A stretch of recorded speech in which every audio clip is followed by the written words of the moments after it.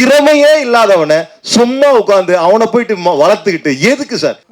ஜாலியான வீடியோ போடுறாங்க, சமையல் வீடியோ போடுறாங்க, சிலவங்க ஆபாச வீடியோக்களும் போடுறாங்க. படம் மாதிரி ரிவ்யூவர்ஸ்க்குலாம் மாதிரி தரணும் போது என்னோட படம் ஒரு ஆட் வந்து நான் உடனே கூப்பிட்டு சொன்னேன். இன்னைக்கும் பெசன்ட் நகர்ல என் வீட்டு பக்கத்துல தான் இருக்காரு, வாடகை வீட்டில் இருக்காரு அவரு. இப்போ சமீப காலமாக நிறைய ஜோடிகள் வந்து இந்த மாதிரி வீடியோ போடுறாங்க, ஜாலியான வீடியோ போடுறாங்க, சமையல் வீடியோ போடுறாங்க, சிலவங்க ஆபாச வீடியோக்களும் போடுறாங்க. ரொம்ப ட்ரெண்ட் ஆகுது, லட்சக்கணக்கில் சம்பாதிக்காங்க. அவங்களுக்குலாம் அந்த படம் என்ன சொல்ல வருது, என்ன வந்து சொல்ல கற்றுக் கொடுக்கு? இல்லை, டேரக்டர் தான் கேட்கணும். பட் என்னன்னா என்னோட பெர்ஸ்பெக்டிவ் வந்து நம்ம ஆன்லைனில் பார்க்கறது மட்டும் அது உண்மையும் கிடையாது, அது 100% அது மட்டும் உலகம் கிடையாது. ஏன்னா இப்போ எல்லாருக்குமே இப்போ நீங்கள் இன்ஸ்டாகிராம் இதெல்லாம் பார்க்கும்போது எல்லாருமே சந்தோஷமான பதிவுகள் தான் போடுறாங்க. நமக்கே ஒரு செகண்ட்னா நமக்கு மட்டும் தான் வாழ்க்கையில் பிரச்சனை இருக்குது போல், சோகம் இருக்குது போல் நினச்சிப்போம்.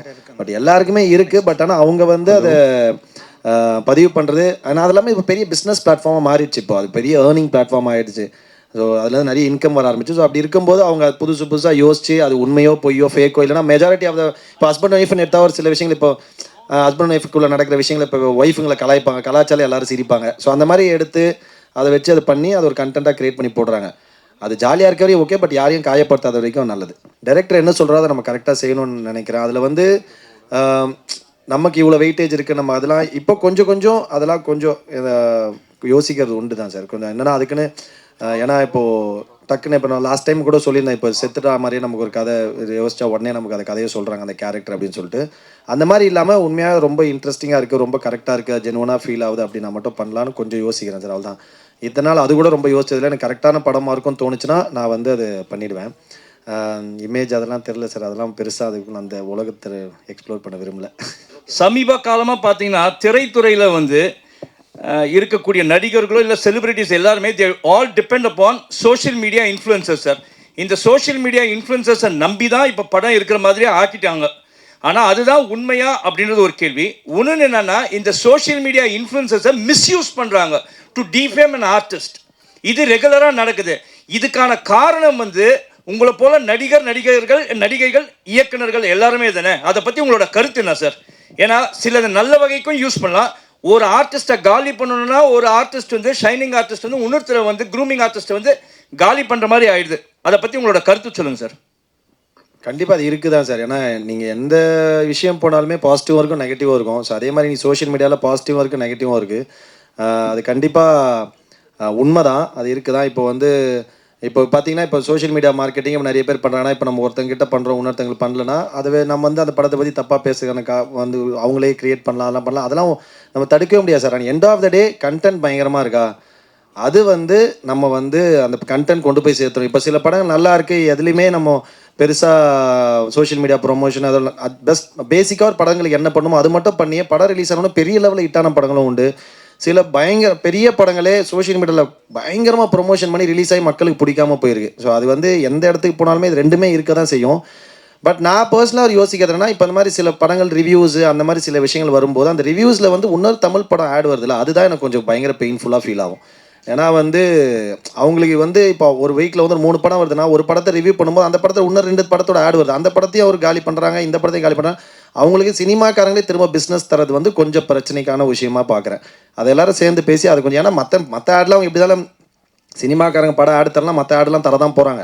ஸோ அவங்களுக்கு வியூஸ் இருக்குன்னா அந்த வியூஸுக்கு ஏற்ற மாதிரி மற்றவங்க தரலாம். பட் நம்ம ஃபேமிலியில் இருந்துக்கிட்டு நம்ம ஒரு குடும்பமாக இருந்துக்கிட்டு நம்மளே திரும்ப அதை பண்ணுறது வந்து கொஞ்சம் பிரச்சனையான விஷயம். எனக்கு அது கொஞ்சம் செட் ஆகாது, அது பிடிக்கல. அதனால் எனக்கே ரீசெண்டாக ஒரு படம் இந்த மாதிரி ரிவ்யூவர்ஸுக்குலாம் இந்த மாதிரி தரணும் போது என்னோட படம் ஒரு ஆட் வந்து நான் உடனே கூப்பிட்டு சொன்னேன், தலை இந்த மாதிரி நீங்கள் பண்ணாதீங்க, எனக்கு உடன்பாடு இல்லை அப்படின்னு.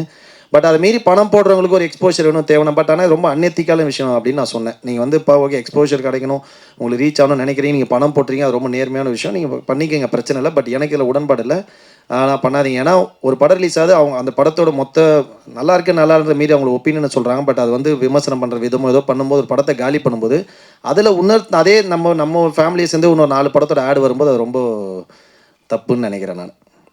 டைரக்டருக்கு ஒரு கொஸ்டின். ஆக்சுவலி இந்த சென்சார் இங்கே இருக்கு, சென்சார் அப்படிங்கிறது வந்து மூவிக்கு நிறைய லிமிட்டேஷன் போட்டிருக்காங்க. ஆனால் விஷுவல் மீடியாவில் கப்பிள் விளாகாக இருக்கட்டும், சிங்கிள் விளாக்ஸாக இருக்கட்டும், சோலோ விளாக்ஸு, இதுக்கெல்லாம் எந்த சென்சார்ஷிப்பும் கிடையாது. ஒரு லிமிட்டாக எந்த லிமிட்டுமே இல்லாமல் வந்து அவங்க பாட்டுக்கு இஷ்டத்துக்கு அந்த விஷுவல் மீடியாவை யூஸ் பண்ணிகிட்டே இருக்காங்க.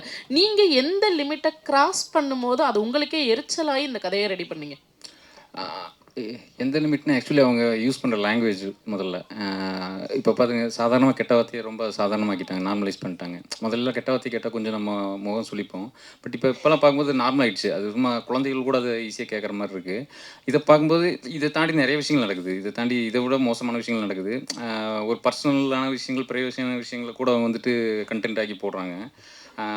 இதெல்லாம் பார்க்கும்போது எனக்கு இந்த மாதிரியான ஒரு கதை எழுதணும் அப்படிங்கிற ஒரு இன்னைக்கு சான்ஸ் கிடைக்கிறதே பெரிய விஷயம் சார். இதில் என்ன போலீஸ் ஆஃபீஸர், ரவுடி, நாய் வேஷம் போட்டால் கொலைக்கணும், அவ்வளோதான் சார். இன்னைக்கு இல்லை சார், நான் 30 வருஷமாக நடிச்சுட்டு இருக்கேன் சார்.